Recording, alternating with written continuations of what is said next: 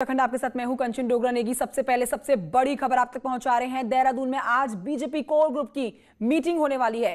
Bijapur safe house में यह meeting होनी है। सीएम त्रिवेंद्र सिंह रावत, प्रदेश अध्यक्ष समेत सभी सांसद मौजूद रहने वाले हैं इस मीटिंग में। 18 मार्च के कार्यक्रम को लेकर इस मीटिंग में चर्चा हो सकती है। हम आपको बता देते हैं कि 18 मार्च को सरकार के 4 साल पूरे हो रहे हैं। राष्ट्रीय उपाध्यक्ष रमन सिंह भी इस मीटिंग में शामिल होने के लिए देहरादून पहुंच चुके हैं।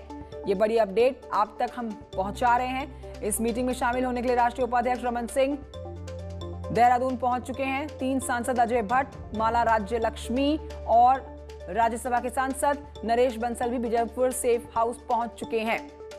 तो मीटिंग से पहले लगातार तमाम सांसद और विधायकों का पहुंचना देहरादून में शुरू हो चुका है। अब से थोड़ी ही देर के बाद ये मीटिंग होगी, जिसमें खुद मुख्यमंत्री योगी आदित्यनाथ त्रिवेंद्र सिंह रावत रहने वाले हैं। मीटिंग के लिए फिलहाल जो लोग पहुंचे हैं, 3 सांसद खबरें जो आ रही हैं पहुंचे हैं। अजय भट्ट, माला राज्य लक्ष्मी और राज्यसभा के सांसद नरेश बंसल बीजापुर सेफ हाउस पहुंचे हैं। और हमारे साथ इस समय हमारे 2 सहयोगी दीपांकर भट्ट देहरादून से और सुनील नप्रभात गैरसैंण से मौजूद हैं। हमारे साथ सुनील नप्रभात गैरसैंण से गैरसैंण की तरफ रुख करते हैं, जहां पर अभी मुख्यमंत्री त्रिवेंद्र सिंह रावत है मौजूद सदन के अंदर। सुनील नप्रभात, कितने बजे तक रवानगी होगी मुख्यमंत्री त्रिवेंद्र सिंह रावत की?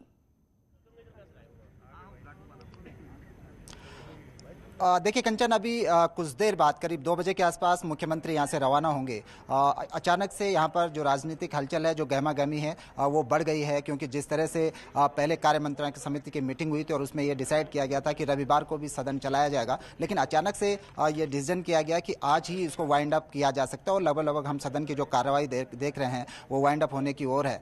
मुख्यमंत्री सुबह से सदन में नहीं पहुंचे हैं, लेकिन यहाँ पर जो विधायकों का मिलने का सिलसिला है वो मुख्यमंत्री से एक एक कर यहाँ पर विधायक भी मिल रहे हैं। 2 हेलीकॉप्टर यहां पर पहुंच चुके हैं, जो भराड़ीसैंण में जो हेलीपैड है, और ये बताया जा रहा है कि मुख्यमंत्री के साथ मंत्री और विधायक भी यहां से देहरादून जाने वाले हैं। कुछ विधायकों को भी यहां से हेली के जरिए देहरादून ले जाया जाएगा।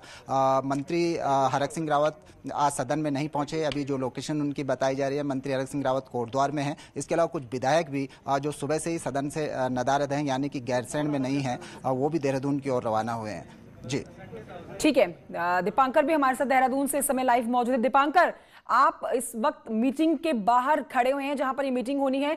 क्या हलचल है इस समय वहां पर? कौन कौन पहुंच चुका है? तमाम सांसद विधायक पहुंचेंगे मीटिंग से पहले? बिल्कुल कंचन, अचानक से शनिवार की सुबह से राजनीतिक घटनाक्रम यहां पर बदलना शुरू हुआ है और आज सुबह खबर आई कि कोर कमेटी की बैठक होगी। और मेरे दाईं तरफ इस समय Bijapur guest house safe house से ठीक सामने, इसी में इस वक्त रमन सिंह जो राष्ट्रीय उपाध्यक्ष है वो मौजूद हैं।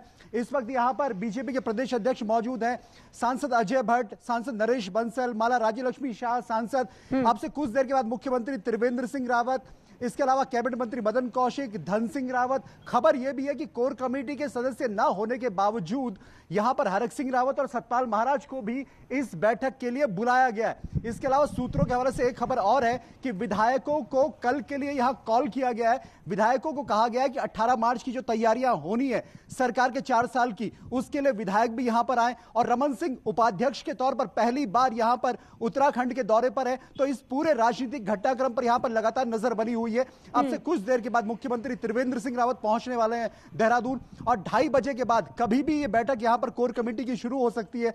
लेकिन अचानक बुलाई गई बैठक के पीछे मैसेज, ठीक है, 2:30 बजे के बाद कभी भी ये कोर ग्रुप की बैठक शुरू होगी। दीपांकर, आप नजर बनाए रखिएगा, लेकिन आपसे जरूर जानना चाहेंगे कि 18 मार्च को सरकार के यहां पर 4 साल पूरे हो रहे हैं। जाहिर सी बात है एजेंडे बहुत है इस मीटिंग में तय करने के लिए, आगे की रणनीति बनाने के लिए, लेकिन 18 मार्च के बाद अगले विधानसभा चुनाव की तैयारी के लिए आगे की रणनीति तय होगी, जिसमें कई महत्वपूर्ण कदम उठाए जाने की उम्मीद है।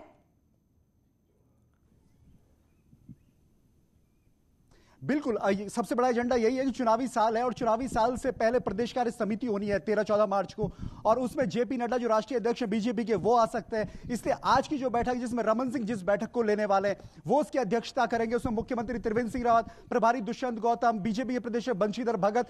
तो मेरे एक तरफ यहां पर बीजेपी का सेफ हाउस है और दूसरी तरफ यहां पर मुख्यमंत्री आवास है, और इन दोनों जगहों पर इस वक्त नजर कि मुख्यमंत्री कब पहुंचेंगे, किस तरीके से बैठक होगी और पूरा राजनीतिक घटनाक्रम क्या रहेगा और और आगे 18 मार्च की तैयारी और अगला एक हफ्ता क्या कुछ रहेगा उत्तराखंड में इन दो लिहाज से कि एक तो जेपी नड्डा का दौरा और 18 तारीख का कार्यक्रम, इस पर नजर रहेगी कंचन।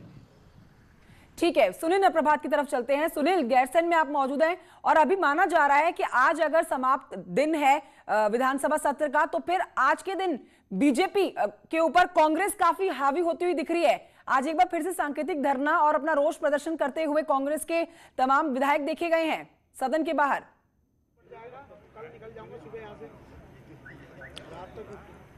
बिल्कुल कंचन, कांग्रेस के विधायक जब आज सदन में पहुंचे तो उससे पहले उन्होंने विधानसभा के बाहर गंगाजली लेकर प्रदर्शन किया।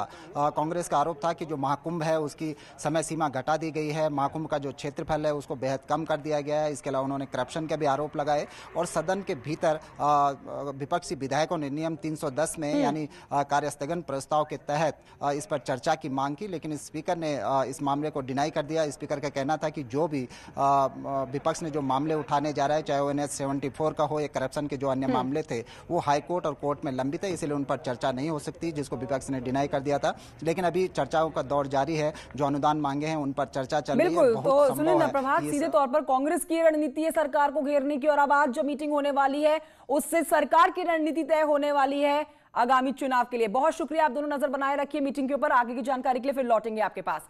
गैरसैंण विधानसभा के बजट सत्र में वित्तीय वर्ष 2018-19 की केग रिपोर्ट रखी गई है, जिसमें राजस्व खर्चा 2014-15 की अपेक्षा साल 2018-19 में 52% बढ़ गया और 32,196 करोड़ तक पहुंच गया।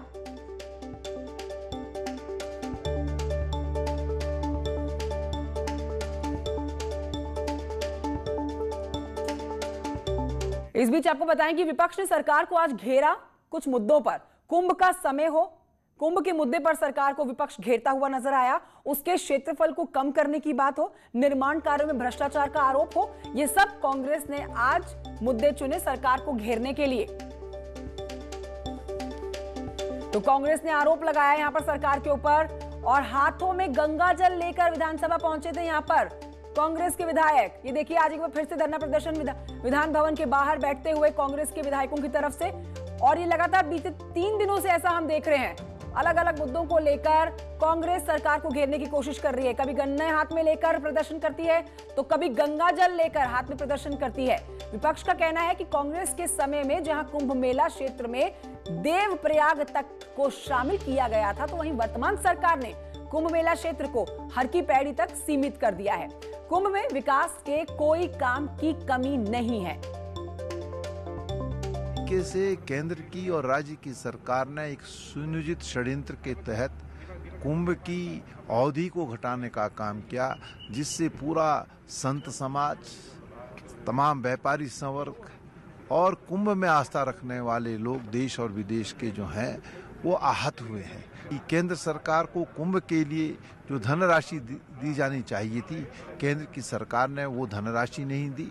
राज्य सरकार के पास कुंभ की तैयारियों के लिए धन नहीं है और इसीलिए जो अवधि कम की गई है और जो निर्माण हुआ है थोड़ा बहुत जो है उसमें भ्रष्टाचार हुआ है। तो कांग्रेस के आरोप पर शहरी विकास मंत्री मदन कौशिक ने कहा है कि कांग्रेस के पास कोई मुद्दा नहीं है। कुंभ को नोटिफिकेशन 1 अप्रैल से शुरू होगा और निर्माण कार्य अभी चल रहा है। कुंभ में हाईकोर्ट भी अपनी निगरानी कर रहा है। तो कांग्रेस के ऐसे आरोप तथ्यविहीन हैं। इसके पास मुद्दाहीन विपक्ष है। अभी कुंभ का नोटिफिकेशन 1 अप्रैल से शुरू है। अभी काम वहां स्टार्ट है। हाई कोर्ट स्वयं उसकी मॉनिटरिंग कर रहे हैं। तो मैं समझता हूं कि इस प्रकार का मुद्दाहीन बात उचित नहीं है।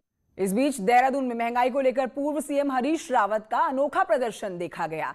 आज हरीश रावत ने रस्सी से पहले ऑटो रिक्शा खींचा, फिर उन्होंने अपने सिर पर सिलेंडर ही उठा लिया।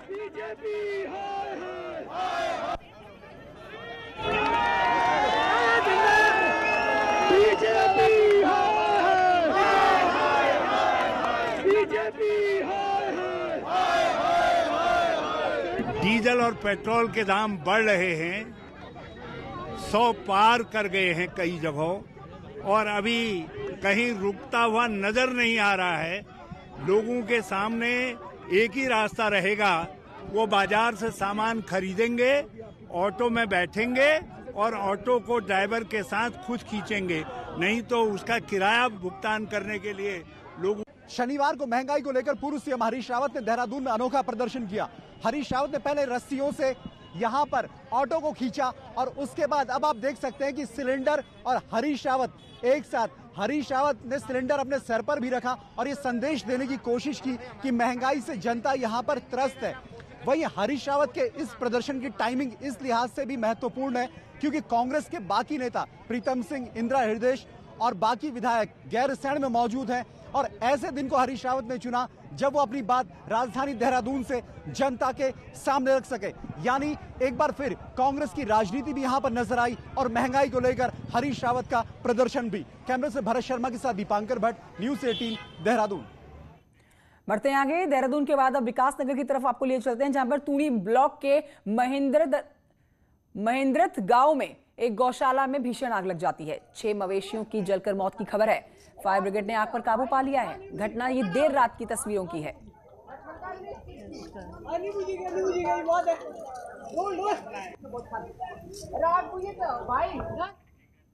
राजाजी टाइगर रिजर्व पार्क के गोहरी रेंज में सुबह हाथी ने बाघ खाले के पास एक व्यक्ति को मौत के घाट उतार दिया।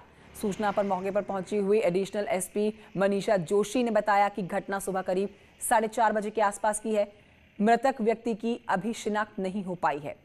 शिवरात्रि के जल चढ़ाने के लिए श्रद्धालु नीलकंठ जा रहे हैं, जिसके चलते भीड़ बढ़ गई है। हाथी ने नीलकंठ जा रहे यात्रियों की गाड़ी को भी नुकसान पहुंचाया। कई यात्रियों ने भागकर अपनी जान बचाई है। वन विभाग गश्त कर रहा है, लगातार ही पेट्रोलिंग टीम्स भी बनी हुई है, 4-5 टीम्स उनकी बनी है, हमारी टीम्स बनी है, ड्यूटी पॉइंट्स लगे हुए हैं। लेकिन अब यही कुछ ही वक्त ऐसा होता है जब बहुत ज़्यादा भीड़ रहती है और हाथी का भी ये क्षेत्र है, उनका ही घर है, वही यहाँ पे विचरण कर रहे हैं, तो फायरिंग भी कर रहे हैं, तो वो डर के और एग्रेसिव हो जा रहा है। तो हम लोग पूरी कोशिश में तो लगे हुए हैं, लोगों को रोक रहे हैं, बैरियर्स में भी रोक रहे हैं। शाम 4:30 बजे से तो हम ऊपर एंट्री ही नहीं करने दे रहे हैं। उत्तरकाशी में विद्युत उपभोक्ताओं के लिए अपने बकाया बिल के भुगतान को करने के लिए सुनहरा अवसर आया है। विद्युत विभाग ने पिछले कई सालों में बकाया बिलों के भुगतान में सरचार्ज को 100% माफ करने की स्कीम निकाली है, जो आने वाले 3 महीने तक चलने वाली है। जिन उपभोक्ताओं ने कई सालों से अपने बिजली के बिल भुगतान नहीं किए हैं, उनके लिए सुनहरा मौका। जिन्होंने वर्षों से बिजली का बिल जमा नहीं किया है, तो उनके लिए सरकार ने क्या है, सरचार्ज माफ़ करने का एक स्कीम लागू की है, जिसके तहत 100% इनका सरचार्ज माफ़ हो रहा है। तो उनको अपना पुराना जो बिल है उसमें से हमारा मूलधन देना पड़ेगा और जो बाकी बचा हुआ सरचार्ज, जो पेनल्टी हम विभाग बिल के ऊपर लगाता है, वो उसका पूर्ण रूप से। पौड़ी के कलजीखाल ब्लॉक से खबर, जहां के कांसखेत घंडियाल मार्ग पर घटिया डामरीकरण की ग्रामीणों की शिकायत को डीएम ने गंभीरता से लिया। डीएम के निर्देश पर एसडीएम और अधिशांशी अभियंता पीडब्ल्यूडी ने खुद घड़ियाल क्षेत्र में पहुंचकर सड़क पर हुए घटिया डामरीकरण की जांच की। कहीं जगह जो पीसी वर्क तक बुरी तरह डैमेज हो रखा है, जिससे वाहन को चलने में भी दिक्कतें आ रही हैं। तो इस संबंध में जो भी हमने आज देखा है, उसकी एक विस्तृत रिपोर्ट जिलाधिकारी महोदय को भेजी जाएगी और ये हम लोग ये उसमें रिकमेंड करेंगे जो भी ठेकेदार इसमें रहा है, दोबारा इसको पुनः मरम्मत करेगा